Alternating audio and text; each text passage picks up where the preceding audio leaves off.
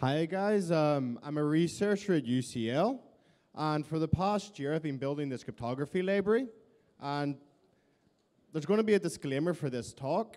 I'm not going to go deep into the math.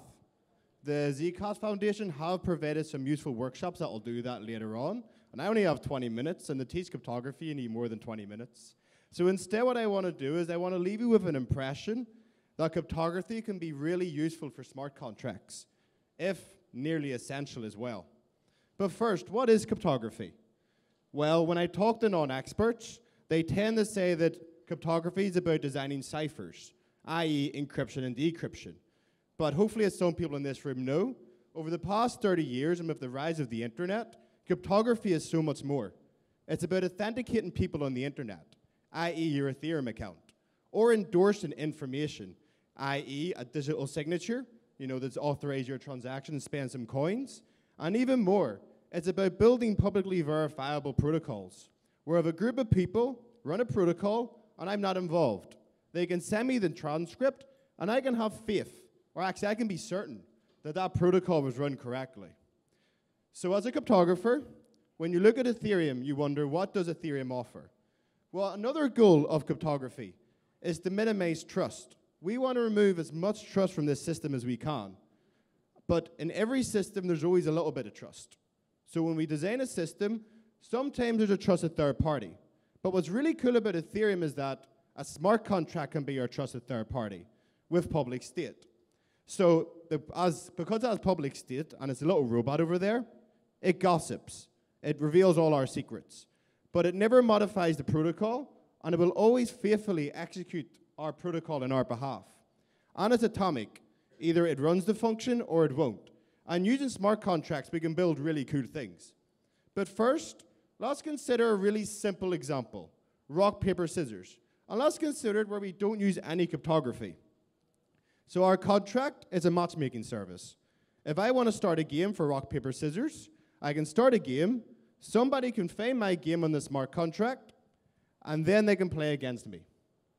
So Alice, with the little Mexican hat, she starts a game, and because we're not using any cryptography, she's going to leak rock. So she'll reveal rock and say, I want to bet £5 or $5 in my rock, paper, scissors game. Bob can look at the contract and say, well, Alice just played rock, so, I'm just going to play paper and win $5. The contract evaluates that. It comes back to say, oh, well, you won the $10, you won the prize. So really, we can't actually play rock, paper, scissors in a public setting like a smart contract without using any cryptography. So what do we need to actually build this? We need a function we need some cryptography where I can hide my choice, but then I can later reveal my choice, and I cannot change my mind. And we can do this using trivial crypto. And as most people in this room are probably aware of, there's cryptographic hash functions. So if I want to choose rock, I put it through the hash function, I'll get 32 bytes of random data, I'll store that in the contract, and later on, when I reveal rock, the contract will hash it again and compare the result with the output of what it hashed. So that's really cool. And what I also want to add are two really cool features of smart contracts: deposits and refunds. So the idea is that when you start a game, you send a deposit. And then when you finish the game, you get your deposit back. And this will provide a financial incentive for people to finish the game. So let's go back to our little simple example of rock, paper, scissors. Alice will make a choice. She'll run it through the hash function, and then she'll send the hash of her choice, $5, and that small little deposit. Now Bob comes along, and Bob can look at the contract. He can see that Alice wants to play, but now he can't see her choice. So there's a bit of risk. It could be rock, paper, or scissors. So he'll make a choice. He'll send the hash of his choice, $5 on a deposit, and he'll tell the contract that he wants to play rock, paper, scissors with Alice. Now, in the second round of this protocol, everyone must reveal their choice before time t. If you don't reveal your choice, you forfeit your deposit, and likelihood the counterparty will probably automatically win. So next, Alice will reveal scissors. The contract will evaluate to say that, well, scissors was her commitment. It matches the hash that she gave me. Next, Bob can see that Alice's choice was scissors. So now he has two decisions. A, he aborts the protocol because he's lost, Or 2, he plays the protocol if he wins or loses. Now, because he's left a deposit, he's going to reveal paper, and he's lost the game. But he does this because he wants to get his deposit back. The contract will evaluate this and say, okay, I'm sorry, scissors beats paper. Bob gets his deposit back, and Alice wins and gets $10. Now, to the security experts in the room, as my little disclaimer, you should normally use announce when you do this, but I want to avoid these details because I'm not here to, present exact secure protocols, just the intuition of why cryptography is useful. So what's really cool about the previous example is that the deposit and refund scheme provided this financial incentive for people to participate. And more, the hash function provides that ability to hide my choice, but also commit me to my choice in a public setting. What's not really good is that when Alice sends her hash, there's no way to verify that was either rock, paper, or scissors. Alice could have sent Spock, and then later revealed Spock. But in this setting, that doesn't really matter, because if Alice did choose Spock, the contract will say, well, Spock wasn't a valid choice, so Bob automatically wins. But what if we have a protocol or an application where a user can't reveal their choice? So all the contract has is encrypted information. And the classic example is e-voting, where we want to maximize voter privacy. So the idea is that you should be able to see that Patrick has cast his vote, but it's encrypted. So you should never be able to see what I voted. And let's imagine we have 4 encrypted votes, and these are stored on the smart contract. And now we want to compute the tally. We should be able to simply add these votes together, and once all the encrypted votes are added together, there'll be some crypto magic, and it will automatically perform the decryption. So then we get the tally that's 1 yes vote and 3 no votes. Now in this setting, voters cannot reveal their vote. So we can't do that really nice commit and reveal trick that we did with hash functions. We also need to be confident that every encrypted vote is either yes or no. If we don't have that guarantee, then an attacker could create an encrypted vote in such a way where they change somebody else's vote, they cancel somebody else's vote, or they just vote multiple times. Because remember, these are encrypted votes, and under the hood is all mathematics. They're doing addition, subtraction, multiplication, etc., etc. So, one way to get around this is to use a zero-knowledge proof. And what I can prove to you is that my encrypted vote is either yes or 0. And with this proof, and that's the only thing I reveal about this encrypted vote. I don't reveal the vote itself, I just reveal that it's well-formed, and it satisfies some type of criteria. So now we can build a contract where each voter, they'll do an Elgamal encrypted vote, and they'll send that to the contract, alongside a 1 out of 2 zero-knowledge proof, that this vote is either yes or no. The contract will accept it and store the encrypted vote. And every single voter will do this.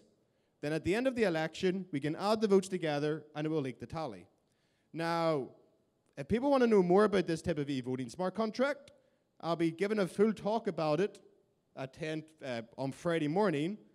So that's just a little advertisement for my talk later this week. But let's consider another application. Let's just say we want to outsource some type of computation. So Alice has this large computation she can't do herself.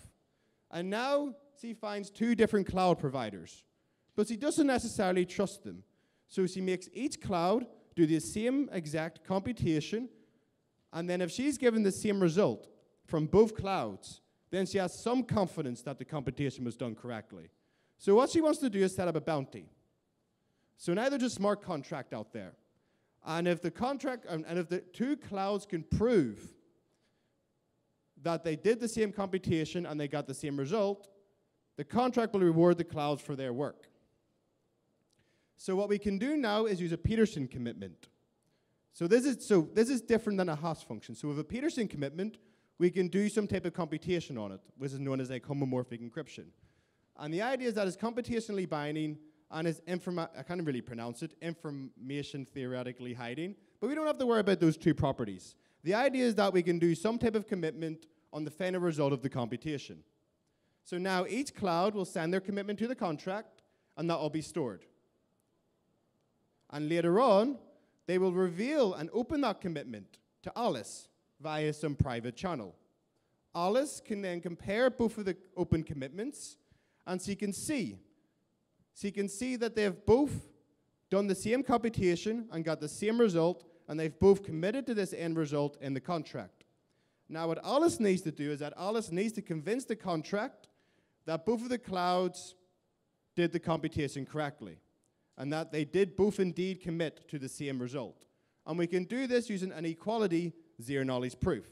So the idea is that given two Peterson commitments, I can prove to you that they both commit to the same message without revealing what the message is about. So essentially what Alice can do is that she can say, okay, yes, both of the clouds did the work. She sends the robot or smart contract this equality proof, and then the contract will get the two commitments it received from the cloud. It'll run it, and then it will use that as input to the proof, and then the contract will be convinced that both of the clouds did the same work. And then it'll reward the cloud for the hard work. So that's really cool that we can actually do this. Now, of course, in this application, you could argue, well, both of the clouds can collude and not do the computation, but then get the money from Alice. We're going to ignore that for the security experts, but we have done some work in this area, so if you're interested afterwards, I can talk about it offline. But essentially, what I now want to talk about is localcrypto.sol. So these cryptographic primitives are implemented in Solidity, and they're available for experiments. So the first three were used for my voting system. The second two were used in that anti-collusion smart contracts I just spoke about. And there's another one that's under review, but I won't go into that too much at the moment. But what would be really cool is that, ideally what I wanted to do now, and this is my disclaimer, I wanted to have gas costs of before and after the hard fork, because now Ethereum supports elliptic curve mathematics natively. Unfortunately, I've not managed to get the new opcodes to work. So if someone in the room is very familiar with that, you can talk to me afterwards, and hopefully for Friday, I can have updated gas costs and how expensive this is. And I'll give you an example. So the 1 out of 2 zero-knowledge proof before the hard fork would cost 2.5 million gas, which is really expensive considering a block only contains 7 million gas. I think it was roughly like $3 or $4 or something. Where now that the hard forks happened, the gas cost should hopefully be in the region of 200, 300,000 gas. But I still need to get experimental results to say, yes, that is actually the real gas cost. And now, I'd like to finish talking about other pieces of work. So I'm not the only researcher who's been looking at applications of cryptography on the blockchain. And I'm going to highlight some papers that I thought were really interesting. So one was by Andrew Miller, called Decentralized Poker. And the idea is that a group of people can play poker as a smart contract, and everything's done using cryptography.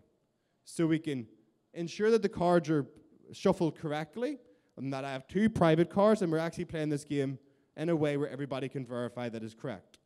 The second one is by Sarah Meiklejohn, who works with me at UCL, and they have a scheme which is a bit similar to CoinJoin.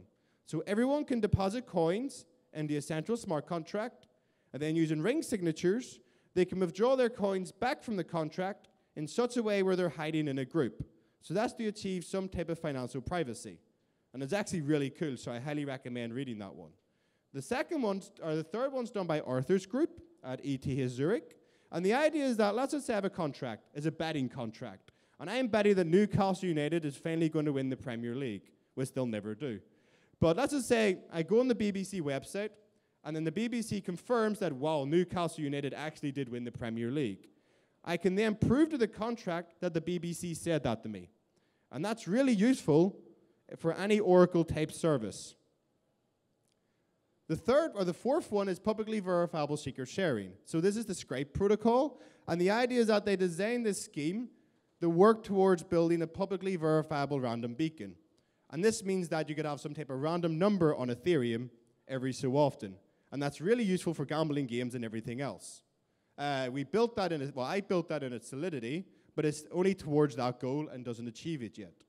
Of course, there's my anonymous voting protocol and the counter-collusion contracts that I spoke about just before. So thank you very much for listening to this talk. Before I finish, I have one takeaway message.